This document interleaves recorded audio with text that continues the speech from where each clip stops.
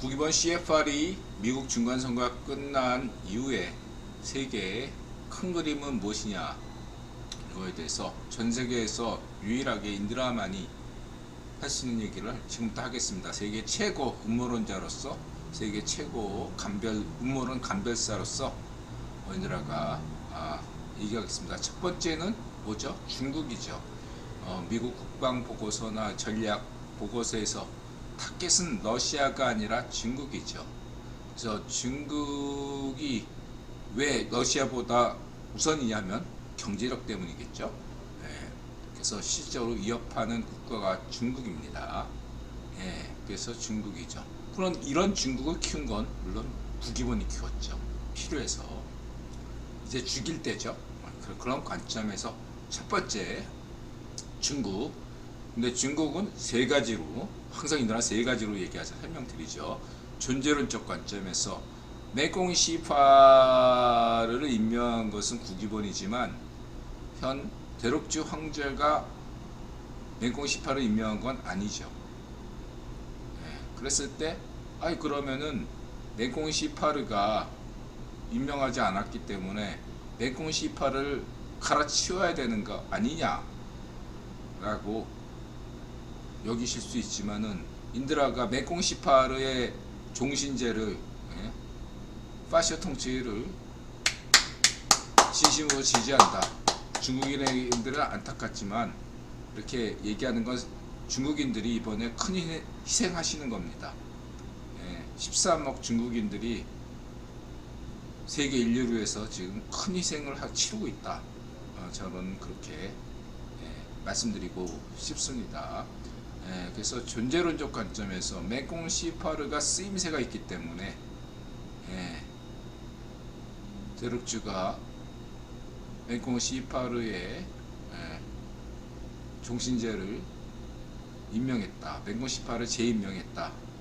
이렇게 보시면 되겠습니다. 이것이 첫 번째고요.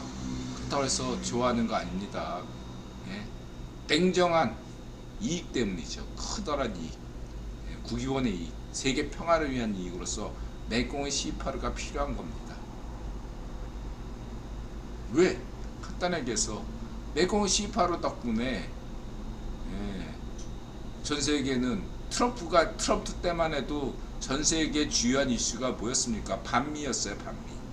메콩의 시파르 덕분에 전 세계 이제는 반미는 사라지고 반중만 남았습니다.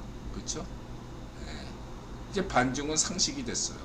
중국 없는 세계 질서가 공식화되고 있습니다. 첫 번째 존재론. 그 다음에 인식론. 두 번째는 인식론이죠. 인식론일 때 그건 이제 중국 내부의 관점에서 보면 메콩의 시파르는 진시황이다. 과거에 이렇게 진시황이 업적도 있지만 공보다는 과다. 그래서 진시황처럼 아마 그 운명을 맞이할 것이다. 저는 그렇게 보고 있습니다. 그래서 진시황 말기는 어떻죠? 중국 전역에서 반란이 일어났죠. 반란이 일어날 수밖에 없다. 이렇게 보시면 되고, 메콩 시파르가 되졌을 때 메콩 시파르 최측근들이 과연 어떤 생각을 할까?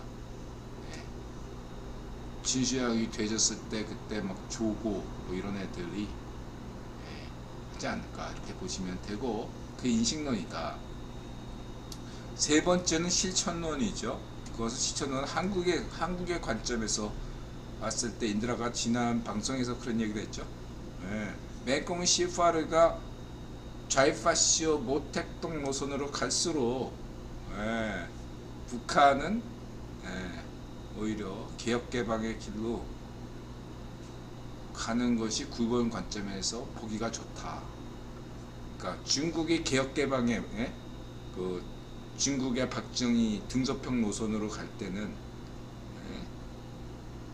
북한은 반쪽 정의 이런 쪽 노선으로 갔잖아요. 폐쇄적인 그런 어떤 망쳐두는 나라로 갔다면 이제는 실천론적 관점에서 중국이 맹꽁 C8의 지도력 덕분에 중국 경제가 폭망하면서 인드라가 얘기하는 2025년 한반도 통일 가시화된다. 가성비가 떨어진다. 그 전까지 국유본의 분단 체제 지속 노력이 가성비 이제 마이너스로 돌아선다. 그랬을 때 이런 것들을 잘 생각하시면 당장 2025년에 통일되는 건 아닙니다. 그러나 2025년에 당장 통일되면 대한민국이 많이 위태로울 수 있어요. 독일도 막 서독도 흔들렸잖아요. 그러기 전에 통일되기 전에 북한이 정권이 바뀌어서 노예제 파시오 자유 파시오 통치 반쪽 정은 정권을 끝장내고 새로운 개혁 정권이 들어선다면 성렬형의 담대한 제안이 어떻게 실현될 수 있겠죠. 그래서 정권 교체. 그러나 이제 12월 달에 정권 교체는 확률이 떨어졌습니다. 약화됐어요. 그건 반쪽 정원이 안심해도 되고, 무엇보다도 맹꽁 C8의 운명은 반쪽 정원처럼 될 것이다. 반쪽 정원도 2013년에 딱 나왔을 때 어땠어요? 지금 후진타워 장성택과 아주 놀랍도록 콜라보를 이루고 있어. 그러니까 후진타워와 콜랍 장성택 이런 식으로. 그리고 이제 맹꽁 C8가 처음엔 실용주의다 아무것도 해가지고 언론 플레이를 하겠죠. 다죽정원도 언론 플레이 했잖아 초반부에. 그런 식으로 했고 그 다음에 정적들에 대한 테러가 자행될 것이고 예를 들면 김정남에 대한 암살 이런 식으로 그런 게 있어가지고 초반기에는 지금 추국인 선생이나 이런 분은 이번에 공동부유 때문에 실용주의로 노선 정했지만은 폭망한다 라고 얘기하지만 인드라 강조했듯이 중국 경제는 당장 걱정할 게 못 돼요. 향후 3년 동안은 둥서평과 후진타오가 열심히 해냈기 때문에 중국 경제는 굴러갑니다. 그 당시에 키웠던 테크노크라트가 있기 때문에 향후 3년 정도는 썩어도 준치다. 부자가 망해도 3대는 간다. 이런 것처럼 아무리 맹꽁 C8가 반쪽 정원처럼 망나니 짓을 하더라도 중국 경제는 향후 3년 동안은 굴러갑니다. 당분간의 중국 경제에 대해서 부동산이 어떠니 여러 가지 얘기하시는데 저는 그런 거 일체 걱정 안 한다. 쓸데없는 게 중국 경제다. 걱정이다. 일본 경제도 어떤 손님이 어젠가 와가지고 그런 얘기해요. 일본은 이제 무시해도 돼. 중국은 무시하지만 안 되죠. 그런 사고방식 하시면 굉장히 위험하다. 아무리 일본이 지금 어렵고 환율이 폭등하고 일본의 제조업도 위기라고 막 얘기하지만 일본은요 여전히 G5 국가고 엔화는 여전히 세계 5대 화폐예요. 세계 5대 귀축통화국 국가예요. 물론 오리지널은 달러지만 위안화도 국제통화입니다. 엔화와 같은. 일본을 무시하는 한국인들이 많아요. 이 좌파쇼의 그런 어떤 것 때문에 이 그런 내셔널리즘, 우려스러운 좌파쇼 내셔널리즘 덕분에 일본을 굉장히 무시해 요즘 40, 50대들이 특히. 인드라고 얘기하잖아. 이 20, 30대 분들, 이 방송 시청하신 20, 30대 분들은요, 이 40, 50대 이 내셔널리즘을 부셔야 돼요, 여러분. 이 마지막 꼰대 세대예요, 여러분. 그냥 썩어 빠진 겁니다. 이걸 인드라 비유하면 과거의 조선 시대 때 일본이 땅덩어리가 얼마 안 되고 인구도 얼마 안 돼. 대한민국의 땅덩어리가 홋카이도밖에 안 돼요. 일본의 4분의 1밖에 안 돼. 인구가 1억 3천이야. 한국은 5천만 명이고 인구가 팍팍 줄지만, 예? 까불지 마 아직까지는. 예? 등소평이 뭐라고 얘기해? 아무리 중국이 잘 나가더라도, 예? 참자. 겸손하자. 근데 이 맹꽁이 시파르나 목택동, 그다음 일본 어땠어? 우리가 세계 최고다. 이게 전 세계 질투심을 유발시켜. 이 국뽕도 조심하셔야 돼요. 헛바 역사 최고야. 역사가 오래된 나라일수록 잘 사는 나라가 누가 있어? 그리스건 이태리건 어디건. 예? 역사가 오래돼가지고 잘 살아? 그런 거 아니잖아. 예? 역사는 후손하기 나름이고. 그렇죠? 그래서 이 중국 문제에 관련돼서는 냉정하게 바라보고, 이런 좌우의 패션 내셔널리즘, 이건 민족주의가 아니에요. 이건 국수주의다. 파시즘이죠. 그게 국수주의가 파시즘이거든요. 이 좌우 패션 파시즘, 좌우 특히 이 반일 파시즘에 여러분들 경계하셔야 돼요. 반중 인들은 얘기하잖아. 예? 반중 파시즘도 경계된다. 이 반중 파시즘을 반중이 대 파시즘으로 가지 않게 하는 것은 뭐냐? 친미 반중이면 파시즘이 아니에요. 근데 반중 친미면 이건 파시즘이 됩니다. 예. 대일 파시즘, 반일 파시즘, 좌익 파쇼들이 반쪽 노면이나 문전비 애들이 일으키는 이런 반일 이런 것들은 파시즘이에요, 여러분. 예? 독일 애들이 유대인에게 느끼는 그런 감정, 질투 감정, 열등감, 그게 일본인을 대하는 이런 좌익 파시스트들의 기본 자세입니다. 파시스트예요, 여러분. 파시즘입니다. 파쪽 정원도 파시스트니까 일본 요리사 고용하잖아. 저녁에는 일본 회 먹으면서 겉으로는 반일. 이런 게 파시즘이 아니고 뭐겠습니까? 이렇게 보시면 되고, 이게 이제 중국 문제. 두 번째는 러시아도 역시 존재론. 역시 푸틴을 임명한 것은 국위본이지만 대륙주 황제가 푸틴을 임명한 건 아니죠. 대륙주도 푸틴도 쓸모가 있다. 이제 막바지로 다가오고 있다. 아직 메콩 18호는 많이 남았지만 이제 푸틴은 끝났다고 힘들어 알겠죠.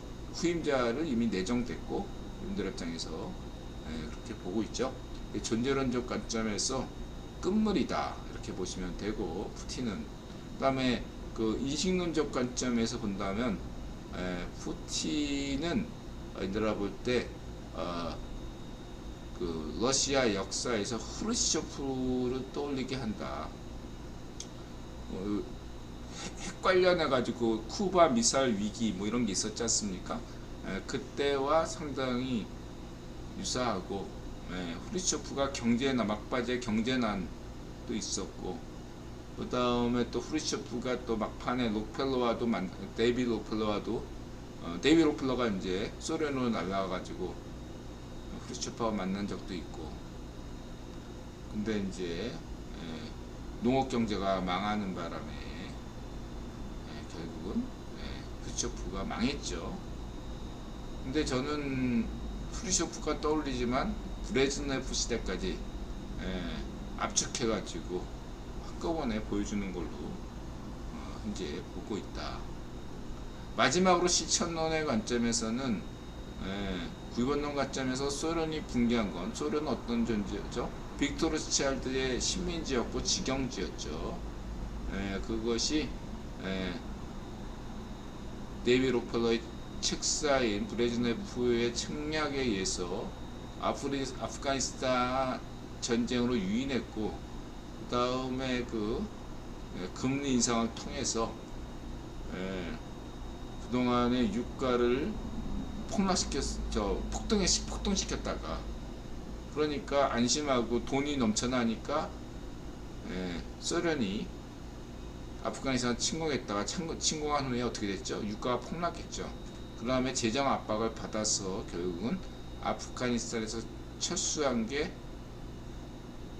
소련인데 그로 인한 후유증 때문에 결국은 망했죠. 이번에 푸틴 러시아는 이번에 우크라이나 전쟁 때문에 반드시 망합니다. 새로운 정부, 새로운 권력이 불가피합니다. 근데 어떠한 권력으로 갈 것인가는 인드라 예상은 보다 초강경파가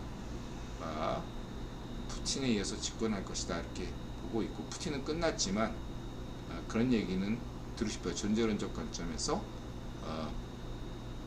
푸틴은 미친 게 아니다 이렇게 말씀드리고 싶고요. 두 번째 인식론에서는 후르시초프의 운명과 유사하다.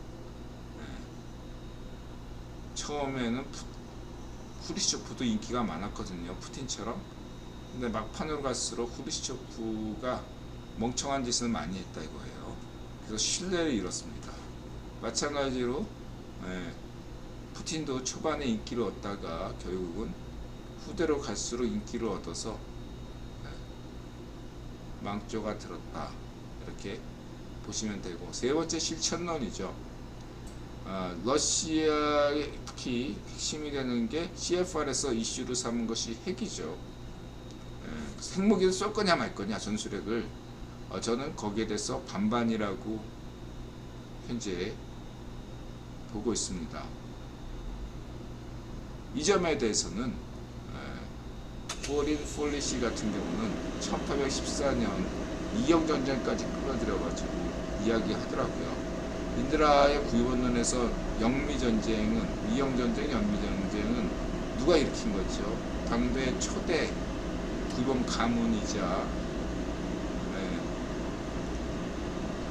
일대가주인 프랑스 베어링이 일으킨 전쟁이죠. 전쟁을 오래오래 끌어올 수 있었고, 무엇보다 프랑스 베어링은 미국에 엄청난 투자를 했고, 그렇죠? 그리고 프랑스형 루이지아나주를 나폴레옹한테 매각시켜서 제퍼슨한테 공짜로 준 게 바로 베어링 가문이죠. 당대 국어 황제 가문이죠. 베어링이었습니다. 잊지 마시기 바라고요. 그걸 끌어들이더라고요. 그러니까 그렇게 끌어들인 이유는 포린 폴리시에서 그만큼 지금 CFR이 계속 포린 폴리시 논조를 약간 거리를 두고 포린 어페어즈를 인용한다는 건 어떤 거냐면, 지금 약간 포린 폴리시 논조가 약간 좌익파쇼로 이렇게 약간 경계선을 타고 있어요. 자기네들이 약간 밀렸다 이렇게 생각하니까 그런 논조로 생긴 건 볼 수 있어요. 여러분들 그거 이해하셔야 되고, 인드라 얘기하잖아. 좌익 파시오를 경계해야 된다고. 인드라는 포린 폴리시가 좌익 파시오 매체라고 생각하지 않습니다. 자유좌파 매체라고 생각하는데 조심하셔야 돼요. 좌익 파시오를 경계해야 됩니다. 포린 폴리시 논조가 요즘 많이 인기가 없어. 이유가 있어. 자만심에 빠져있다. 그것은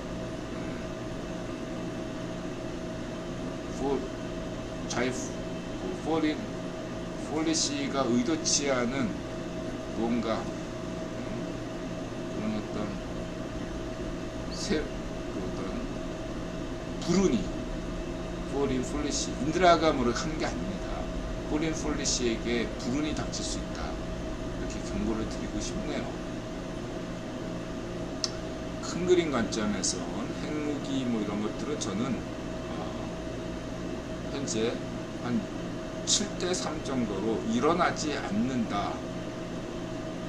마치 인드라가 얘기하잖아. 대만 침공은 없을 것이다 라고 얘기하는 거에서, 확률은 중국이 메콩 시파르가 대만을 침략할 확률은 0.001%라고 얘기를 했잖아요. 그러나 이제 푸틴이 전술핵을 쓸 가능성은 그래도 인드라보다 30%는 돼요. 그렇기 때문에 실적으로 위협이 됩니다. 이게 시천론이에요. 그랬을 때 저는 과거의 그 쿠바 핵미사일 위기처럼 넘어갈 것이다. 저는 그렇게 보고 있습니다. 그리고 푸틴이 내밀 수 있는 이 최종 카드가 무력화되는 시점이 푸틴이 아웃되는 시점이다 라는 겁니다. 필요해서 인드라가 그때 인드라는 구건 입장을 지지하는데 올 겨울은 넘겨야 돼요. 왜? 지금 연준이 계속 인플레, 금리 인상, 이 메인 시나리오가 있잖아요. 핵심은 연준의 금리 인상, 인플레. 근데 여러분 생각해보세요. 러시아 전쟁이 조기에 끝나. 이래 공급망 문제가 해결돼. 전 세계 인플레가 뚝 떨어져. 국유화는 계속 금리 인상해야 되는데 러시아 전쟁이 올해 안에 딱 끝나면 새로운 전쟁이 필요해요. 러시아 전쟁은 푸틴이 이겼지만 러시아 전쟁이 끝나면 다른 그래서 뭐 자꾸 이스라엘에서 이란을 폭격한다. 만약에 인드라는 이런 생각까지 해요. B플랜, C플랜으로 만약에 푸틴이 러시아 우크라이나 침공 전쟁을 조기에 종료하게 되면 기다렸다는 듯이 이란이 사우디를 침략한다든가 공격한다든가 이스라엘이 이란을 공격한다든가 이런 시나리오가 나와요. 지금 여러분들 중에 러시아 우크라이나 전쟁이 우크라이나인에게 안 됐지만 전쟁을 종료하는 게 세계 경제를 위해서 좋겠다. 아무리 러시아군이 파시즘 나쁜 짓을 많이 했더라도 내가 살면 그만이지 이렇게 생각하는 분들이 분명히 있어요. 이득. 근데 만약에 러시아가 우크라이나 전쟁을 조기에 종료한다? 그렇게 되면 이스라엘이나 이란이 새롭게 전쟁을 벌일 수가 있다는 점을 여러분 잊지 마시기 바랍니다. 올겨울은 일단 넘겨야 돼요. 그래서 내년 봄쯤에 종전선언하는 게 인드라부터 합리적이다 이렇게 보고 내년 봄까지는 금리를 올려야 되잖아 연준이. 이렇게 보시면 되고요. 그렇기 때문에 인플레는 계속 유지해야 되는 거죠. 이렇게 이해하시면 됩니다. 그러한 큰 그림 속에서 러시아 전쟁은 계속 그렇게 되면 부수적으로 유럽 경제가 많이 침체가 되겠죠. 불가피하다. 유럽 국가들은 인내해야 될 것이다. 뿐만 아니라 한국이나 일본도 여러 가지로 인플레에 어려움을 겪죠. 그래서 인내해야 된다. 그러나 환율이나 뭐 한국 경제 위기다, 일본 경제 위기다, 중국 경제 위기다 그런 생각할 필요가 없다. 그만한 어떤 역량은 현재 중국이나 일본, 한국은 갖추고 있다. 이렇게 보시면 되고요. 넘어가겠습니다. 마지막으로 이게 실천론. 그래서 마지막으로 진드라가 이 실천론과 쪽 관점에서 본다면 이 러시아 푸틴의 우크라이나 전쟁이 실패로 돌아가면서 동유럽이 살아납니다. 몽골도 살아나요. 여러분 잊지 마세요. 이 푸틴 러시아가 멸망하면 세계 경제는 동유럽과 몽골에 주목할 것입니다. 발빠른 투자자들이라면 지금 폴란드나 이런 동유럽 국가들, 몰도바는 내륙 국가 간에 몽골 이런 나라들에 대해서 여러 가지로 생각을 할 것이다. 그래서 봅니다. 넘어가고요. 그 다음에 이제 세 번째는 지금 뭐냐면은 미국이죠. 미국에서 이제 트럼프가 출마한다 이렇게 선언했죠. 속으로 이 트럼프 출마를 가장 반길 분이 인드라가 좋아하는 이든영이죠. 이든영이 너 나이가 많아도 야 족밥이 또 나오네. 나밖에 없잖아. 저 족밥을 상대할 사람은 나밖에 없어하고 이든영이 꿈꿀 수 있어요. 그래서 트럼프가 나오면 가장 속으로 좋아할 분이 이든영이라는 건 세상이 다 알아. 그래서 다들 걱정이 되니까 지금 이 점에서 뉴욕 타임즈나 월스트리트저널이 평상시엔 서로 앙숙이잖아. 월스트리트저널은 루퍼트 머덕은 자유우파, 뉴욕 타임즈는 자유좌파니에요. 맨날 처음에는 싸우는데 요즘은 한 목소리로 트럼프를 까고 있잖아. 너 나오지 마. 너 다시 나오면 또 이든영이 헛꿈 꿔. 다 이런 한 목소리야. 이든영. 너 이든영 역사에 남는 대통령 되세요. 지금 딱 그러니까 역사에 남는 인물이 왜 역사에 남는 인물이 되느냐. 물러날 때를 알기 때문에 역사에 인물이 되는 겁니다. 딱 4년 하고 물러나시면 돼요. 4년 뒤에 만약에 공화당 트럼프는 아니겠지만 공화당의 젊은 후보한테 패하면 역사의 죄인이 되는 거야. 안 그래요? 미국뿐만 아니라 전 세계에서 다 이든영을 비난할 거라고요. 여태까지 이든영이 인기 없는 게 인들하는 트럼프와 상관없이 이든영 좋아하지만 절반 정도는 트럼프가 싫어서 이든영 좋아하는 거 아니에요. 성렬형하고 같이 지명이 싫어가지고 성렬형 좋아하는 거하고 저처럼 그냥 지명이하고 상관없이 성렬형 좋아하는 것과 그것도 저는 성렬파 아니지만 그 지지세가 싹 사라져요. 이든영이 그냥 남은 2년 동안 역사에 남는 대통령 후계자 잘 정한다. 9번 지지 잘 받아 미션 잘 받아서 그렇게 탐욕 부리지 않으시면 됩니다. 저 그것만 걱정돼요. 세계 평화를 위해서 온 인류가 이든영이 건강상의 이유로 재선을 포기한다. 딱 이 얘기 메시지만 듣고 싶어야 하는 겁니다. 좌우 파시오들은 반대하죠. 좌우 파시오들은 이든영이 제발 재선에 나오기를 바라고 있습니다. 아셨죠? 이든영. 저 분명히 얘기하지만 이든영 좋아합니다. 미국 민주당 12년 프로젝트,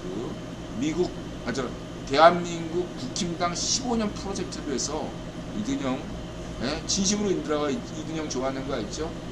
건강상 이유로 물러나시면 됩니다. 그럼 모범 사회도 보여줬잖아. 갑자기 얘기하고 싶지 않네. 그래서 어떤 애를 갑자기 생각하니까. 그건 얘가 안 맞아가지고. 알아서 물러나세요. 안 그러시면은 급하면 국입원에서 이든영 암살합니다. 말 안 들으시면.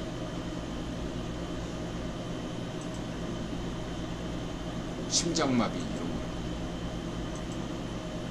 자, 여기까지 크게 큰 그림을 9번 그림에서 경제 얘기?